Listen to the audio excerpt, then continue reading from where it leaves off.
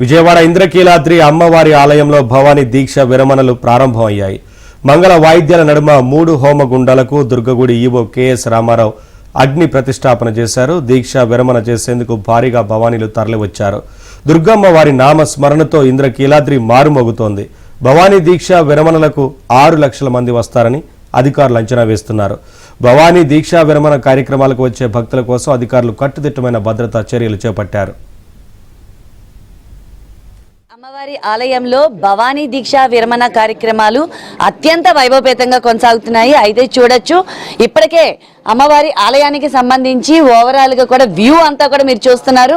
ఇక్కడ సంబంధించి డ్రోన్స్ ద్వారా అమ్మవారికి సంబంధించినటువంటి వచ్చే భవానీలందరినీ కూడా మానిటర్ చేసే విధంగా ఇక్కడ కంట్రోల్ కమాండ్స్ లో ప్రత్యేకమైనటువంటి సీసీటీవీలను ఏర్పాటు చేసి ఇక్కడ వచ్చేటటువంటి భక్తుల సంఖ్య ఎలా ఉంది, మానిటర్ ఎలా ఉంది, లేకపోతే ట్రాఫిక్ కి సంబంధించి కూడా పూర్తి స్థాయిలో చూసే విధంగా కూడా ఇక్కడ ఏర్పాట్లు చేశారు. అయితే మనతో మాట్లాడడానికి సిపి గారు ఉన్నారు. దీని అనుక్షణం కూడా పర్యవేక్షిస్తున్నారు.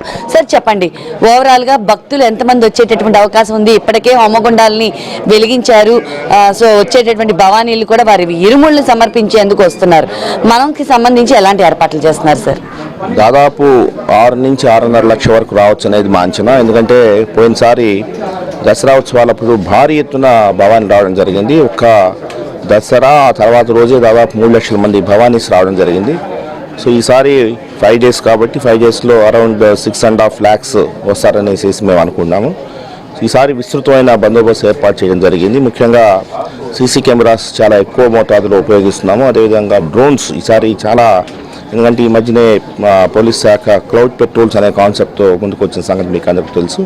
సో దాదాపు 28 డ్రోన్లని వినియోగించి మనము ప్రతి అణువణువు పరిశీలిస్తున్నాము. అదేవిధంగా ఒక T-3 డ్రోన్ కూడా ఈరోజు తెప్పిస్తున్నాము.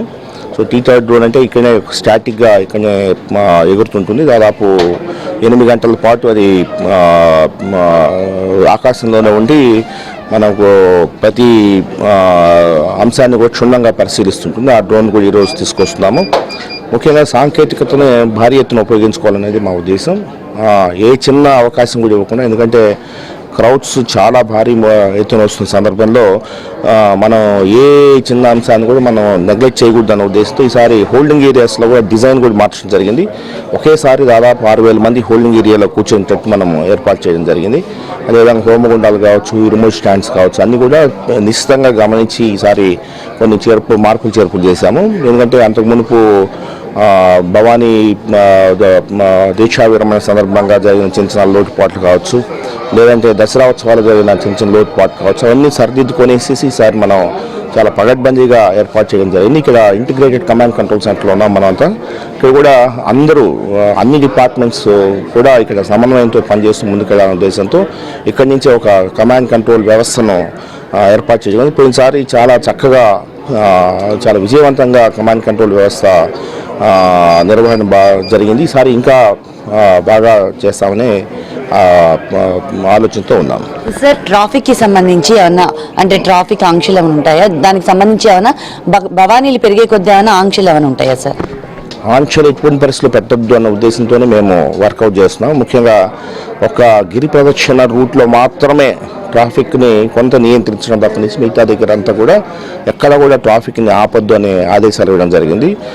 Dynamic traffic management last time కూడా మనము చూసాము. ఎటువంటి అంటే అంత మునుపు దసరా ఉత్సవాలు కానీ భవానీ దీక్షలు వచ్చేటప్పుడు దిగ్బంధన చేసేవాళ్ళు, ఎక్కువ ట్రాఫిక్ డైవర్షన్స్ పెట్టేవాళ్ళు. అలా కాకుండా ప్రతి వాహనదారుడు వెళ్ళాలా, నగరంలో ఉన్న ప్రతి పౌరుడు కూడా ఇబ్బంది కలగకుండా, అస్తవ్యస్తం కాకుండా, ఈ భవానీ దీక్షల ఇంపాక్ట్ వారి మీద పడకుండా ఎటువంటి చర్యలు తీసుకొని చాలా క్షుణ్ణంగా పరిశీలించి సైంటిఫిక్ అస్త్రం యాప్ ద్వారా కొంత అనలైజ్ చేసి మరీ ఈసారి చర్యలు తీసుకోవడం జరిగింది. ఎటువంటి ఆంక్షలు ఉండవు. Thank you sir.